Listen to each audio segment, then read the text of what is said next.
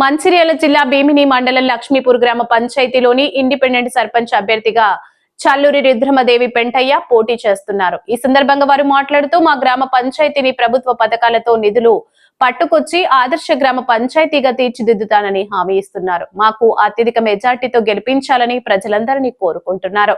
ఈ కార్యక్రమంలో ప్రజలు, నాయకులు పాల్గొన్నారు. భీమిని మండలం లక్ష్మీపురం గ్రామ పంచాయతీ నుంచి నేను పోటీ చేసిన రుద్రమదేవి చల్లూరి పెంటయ్య. నేను గుర్తు ఐండ్ బ్యాగ్ పర్సు వెయ్యింది. నేను ఏం కావాలంటే అది ఫస్ట్ గుడి లేదు, ఊళ్ళో గుడి కట్టిస్తా. ఫస్ట్ రోడ్లు మీకు ఎన్ని విలేజ్లు ఉన్నాయి? ఎన్ని విలేజ్లు? ఒక్కడే విలేజ్, ఒక్కటే. ఊళ్ళో సమస్యలు ఏమేమి ఉన్నాయి చెప్పండి.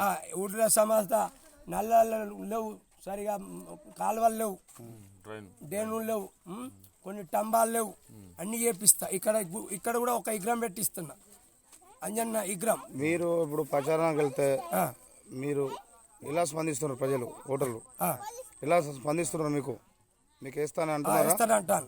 అందరు వేస్తానంటారు. లోపల అందరు 2 సంవత్సరాలు అయింది ఎమ్మెల్యే గెలిచి ఉన్నాడు.